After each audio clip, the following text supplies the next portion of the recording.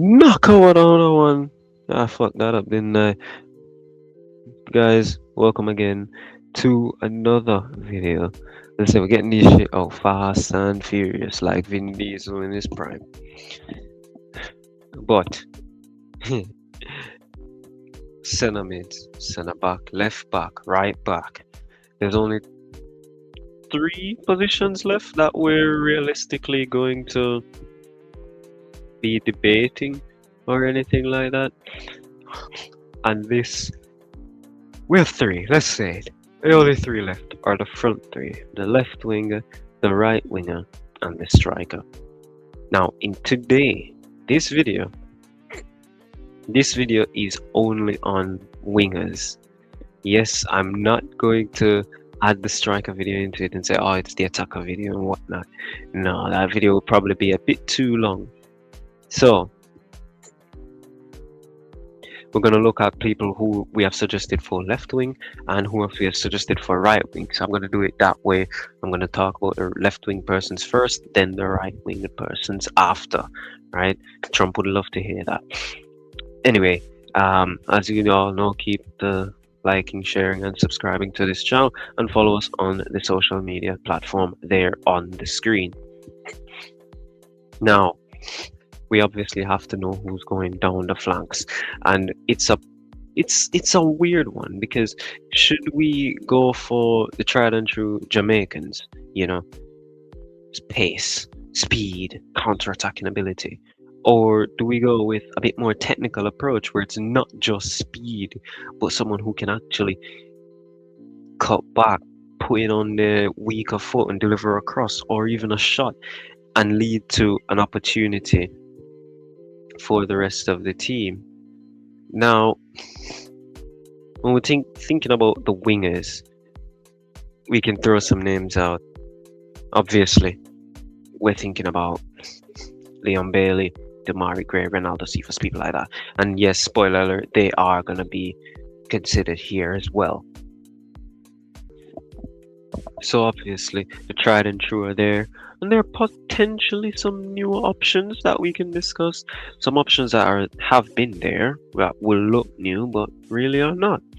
So the first option we're going to go for as one of our left wing options, as I said, we're starting left, going to the right, and on the left we've got the one and only Demarai Gray. Now, people who follow the channel know how I feel about Demi. Probably our best attacking player in regards to versatility, experience, and all. His ball carrying ability, great. Dribbling, great. 1v1s. I mean, when Demarai has the ball 1v1, it's reminiscent of Eden Hazard. You're watching him, you say 1v1. This is exactly what you want. Not as a defender, but as the attacking team. This is what you want. And he can take you on down the line. He put the cross in, or he can go on the outside, and take the shot. He goes either way. He's one of those two-footed players that we actually have in the team, which is very, very rare. And when I mean rare, I mean we have probably three in the entire squad itself. That's why when I bring up people like back in the other videos, when I bring up people like who is it? Daniel Johnson, Tyrese Hall, people like that. Those are two-footed players. We don't have much of those guys. We actually do not have much. So we'd always need more and more. Now, look, I can't really talk much about Demi. Demi scored on his debut, and every time we see Demarai Gray, he puts out 100%. And I mean, when he came in, I was like, we all know that Bailey is no longer the poster boy because he can't deal with this. He is not going to be able to follow along. He's not as good and consistent. Let's use that word. Not as consistent as Demarai Gray. Yes, defensive wise, he doesn't track that much, and we've seen that multiple times. He's a more conserving energy type, which is a bit weirder to see because no one uses those type of players in the modern day. But Demarai, obviously, I mean, do we have to say he has to be considered? I mean, we know he's gonna be considered, and he should be one of the options that we use going forward. Now, second option, someone that's already been here. You guys know him. You guys, lots of you guys love him actually. It's Ronaldo Cephas. And this man's playing in Russia. I mean, the league is shit. I don't care what people want to say. Ever since the war, not saying anything bad about Putin, but ever since the war, the league has been rubbish. You know, from the days of Malcolm and Alexander Golovin, Denis Cheryshev, Igor Akinfeev, players like that in the Russian league. Now it's reduced to ashes. I'll say that. It's virtually reduced to ashes. And he is looking very good in that league. Now, he has been deputized as a centre forward in a couple of games. Don't know what the manager's doing. But for Cephas, I mean, it's pace. And people are going to tell me, oh, he's got much more than pace. Then you go in the comments and tell me what else he has. Because in my opinion, Cephas' shooting is hit and miss. His passing is hit and miss. His crossing, I don't think I've ever seen him actually cross the ball. I've seen him, obviously, low crosses, I've seen him done that when he's already in behind. But I've not seen him check back to the right, cross it, or first time whip on the left. No, I've never seen him do that. So if you can tell me what apart from pace he's good at, then you tell me. And I know this is supposed to be positive and it sounds very negative, but I'm just trying to be as realistic as possible without the toxic positivity. Obviously, I feel his cons are his technical ability. Because as I said, I haven't seen him do any of that. His shooting is sometimes good, sometimes bad, which is not really what you want from a winger. He either needs good shooting and bad crossing, or bad shooting and good crossing, or good both. If he has bad both, shouldn't be playing at all. We can't keep having Cephas in the team because of his pace. I mean, I remember after the Curacao game, I have a friend, shout out Satch, who said Cephas is the Jamaican Martinelli. And I was like, no, you can't be like that. But personally, he's the Jamaican Dan James. Now, if people know Dan James from Man United, meet motherfucker. It's pace and all. When Cephas played on the right wing for that one game, he looked good because it was just on his right. And that game especially proved my point of him being the Jamaican Dan James. So he is an option. He will be considered, but for me, he's down the list. Really, really down the list. My last left wing option is the new guy on the block. I fully expect him to be in the squad. He's got his passport. He's ready and available. Ephron Mason Clark plays for a Coventry side that's fighting for promotion. He plays for a Coventry side that will be in the Premier League next season. He plays for a Coventry side where he's got the most goal contributions of everybody here on the list, I think. At the time of recording, obviously, and anything can happen in the next few weeks. But when I know Ephron, right? Physical winger, big winger, looks like he can play as a centre forward. I mean, he's built like that. He's got some pace. He's not electric, but he's got some pace. His dribbling, believe me, ever since he's gotten the passport, I've been watching Coventry games, and not just for Latibode, but to see this guy and Haji Wright. They are ballers. I'm telling you, they are ballers. One thing, you know how you play with a single striker formation, the keeper hits it long, he's the one who's gonna try and hold it up. Oh no, Ephron's gonna hold it up, playing Redoni, who's gonna let Haji Wright move on. And that dynamic is just something you think about in this country. Like, imagine someone taking it down and playing Dixon, or playing Barellin, or playing Nichols, or playing Antonio in behind. And you're like, damn. That's an asset that we don't have and probably have never had, right? The only issue with him is his goal tally, his efficiency. He gets into some good positions, but finishing wise, it's good, but he doesn't always make the right choice in regards to a shot type. Like cutting in, he's looking to power it instead of place it.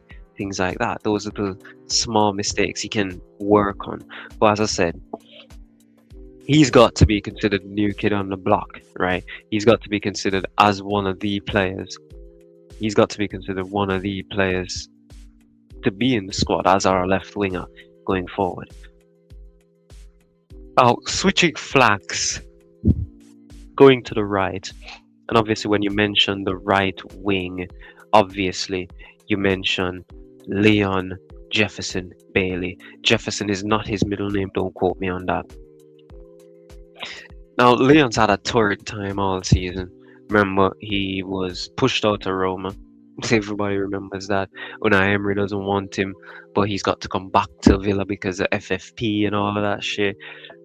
And he just doesn't look like he wants to be there. The club doesn't look like they want him. Obviously, we know why, because Emery doesn't. And as far as we know, he could have moved on. There's a high possibility he does leave in the summer. Obviously, Besiktas was a team that was interested. I just don't see Leon going to the Turkish league. Bournemouth were interested, especially since Bournemouth lost Semenyo. Plus, they might lose Tavernier in the summer. They might lose other players.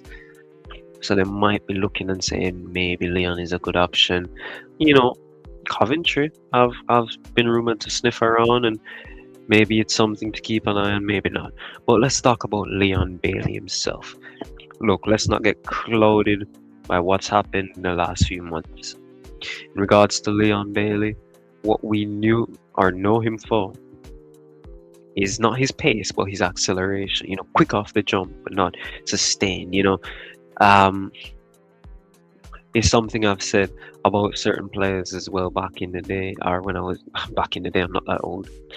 When I'm speaking to some of my friends, I'm like, I don't want a player who's quick like a cheetah on my team. I prefer a Thompson's gazelle. Basically, I'm saying I don't mind having Dan James, Marcus Rashford, Amad Diallo. Realize I've only named Man United players there, but you're gonna have to see with me in that. You know, I don't want those players. Give me an N'Golo Kante. Give me a Makalele. Give me a Federico Valverde. You know, Thompson's Gazelle. Those who can sustain that pace for God knows how long, rather than a cheetah-like player who, let's be real, they can burst but can't keep it up. And that's what Leon is, a cheetah-like. His dribbling is what got him to the Premier League, let's not be good. His skills were always there, and it had been paying the bills. It still is paying the bills to this day. However, him being, as I said with Gray, he is the opposite. He is very inconsistent, right? Leon will come out today, score a hat-trick, you start him in the next game, and you look and you're like, this cannot be the same player that got the hat-trick in the last match. It really just can't. That is terrible. It really is terrible.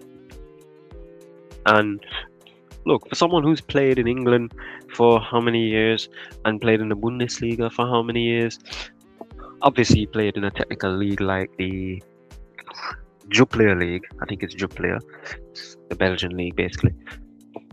But it doesn't show that he's actually gotten any physique. You know what I mean? Like, he's not big. You don't have to be big to have physique. But that's Leno falling.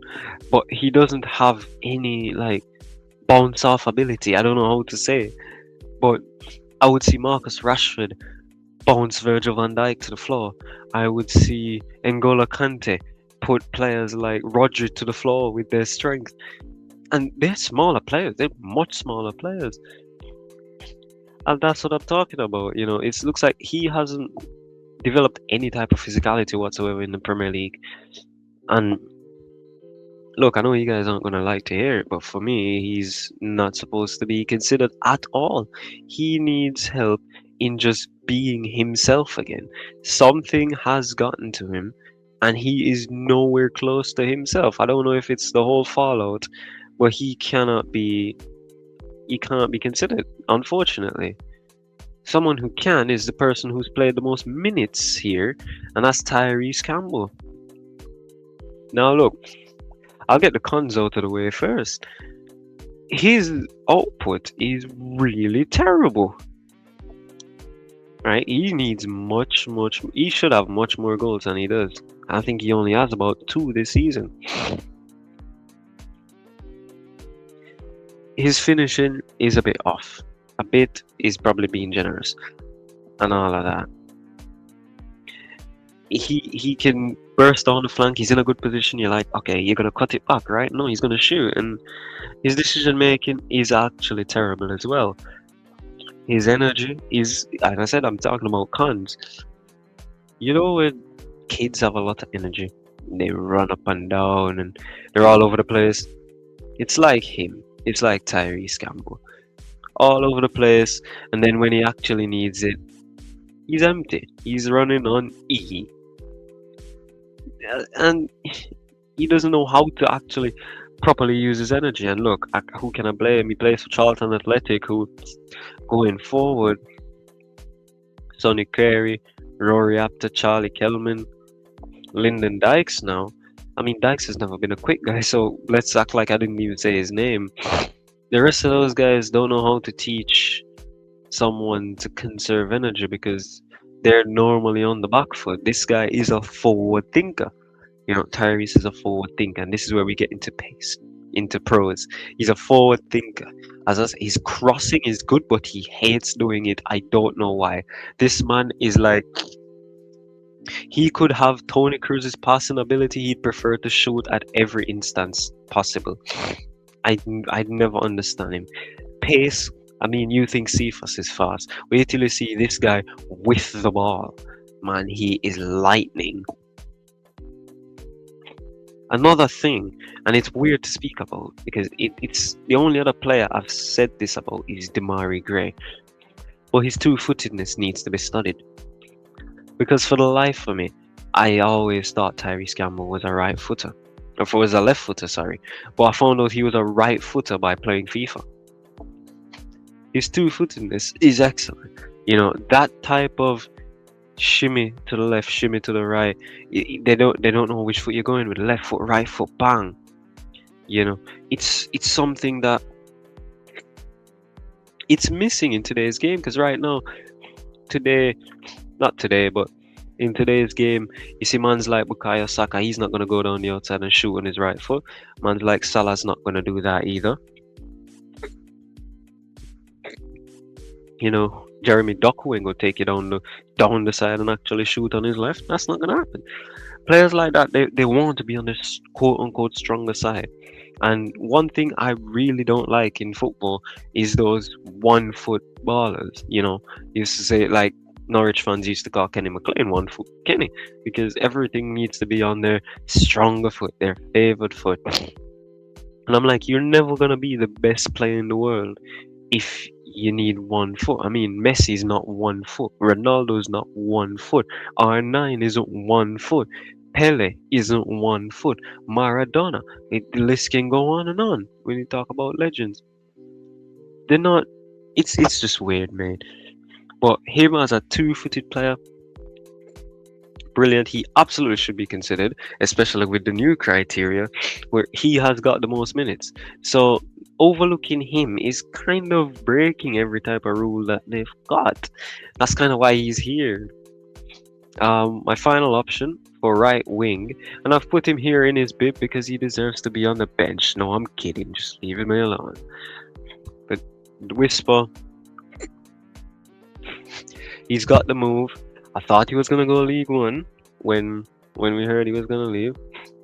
He's gone Championship instead. And for Leicester, he's looked decent. He's not played much at all, so there's not much to judge him on. In the under 18s, and I don't want to use that because he should be. I'm considering him for senior football, so you should be playing senior football. So that's all I have to consider him on, and I don't believe that he's I don't believe he's ready anymore. I think 2 years ago or last year, keep forgetting what year I'm in. No, yeah, 2 years ago. 2 years ago, Dejan Richards was ready. But because And I'll always blame Butler for this. The move to Chelsea, one, was a bad move, and when you decide to have him sit there for as long as he did before getting the loan move, I know he had a knee injury, not ACL, or I think it was a cruciate ligament actually. Having an injury like that, and then obviously when you have an injury like that, you're out for a long while. But at the start, when he was there and he's playing for the under 21s and he's scoring goals and he's looking good, at that time in January, you look at them and you'd be like, don't you guys own Strasbourg? Get him to the French league or whatnot. But you guys left him by there. He sat there, he got injured, then he came back. When he came back, he played for Jamaica, he played for us, and then we didn't even. He still wasn't even considered to go out on loan, which is weird. But Whisper, let's get into the good parts, obviously. Or let's start with the bad. The bad usually eclipse the goods in way I speak, so obviously the lack of senior football is a huge problem. You know, he's played probably 12 minutes for Leicester City, a struggling Leicester City, where you think he's going to come in. I mean, obviously, Mavadidi and those players, Fatal, Bobby Reed, who's there, some more playing winger now. And look, there's one thing everybody can say about Whisper Richards since he's been at Kingston College. That motherfucker's selfish. He doesn't look to pass much. He's not a passer. He just shoots. He dribbles, shoots, and that's why I said this is the final person. And I'm not even thinking about a man like Daniel Green because he doesn't play for the team. He plays for himself. And we don't need players like that who play for themselves. We need team players. Right? We need team players. Obviously, when you talk about the good parts of Dijon, though, there are a lot of good parts, and obviously his technical ability, no one can discount how good he is on the ball, right? That's another thing as to I don't get why he's not playing for Leicester. Very good on the ball. His combination of his size, his physique, his size, and his technical ability. I mean, think about someone with the height of I'm not gonna say Ronaldo, but think of someone with the height of Peter Crouch that has the skills of Ronaldinho, and squish that person a bit shorter, remove 70% of those skills, and that's Dijon Richards. He's got a very unique build, which is something that we've probably never seen before, which I'm probably saying is bullshit because I've seen young Ronaldo. But those are the options there. Now, for me, in regards to the winger position, it's a bit tricky. You got Gray, EMC, or Mason Clark. You got Gray and Mason Clark, who are the players that are in form. You got Campbell, who's playing minutes, but not playing them to the best of his ability. You've got Bailey, out of form. Cephas, who's in form, but can't really judge the quality of this league compared to the leagues the other guys are in. And Whisper, who's not getting minutes. It's a bleak area. Obviously, I could easily have said Mason Greenwood.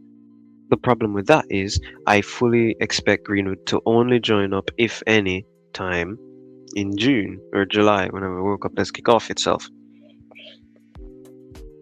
So I'm not going to consider him now. As you guys know, I'm a big fan of Omari Hutchinson.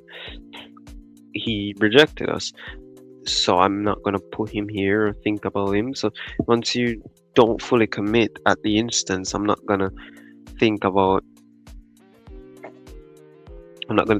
having them in there. It seems a bit biased, it seems a bit weird, but I'm not going to do that. For me, I think from the start,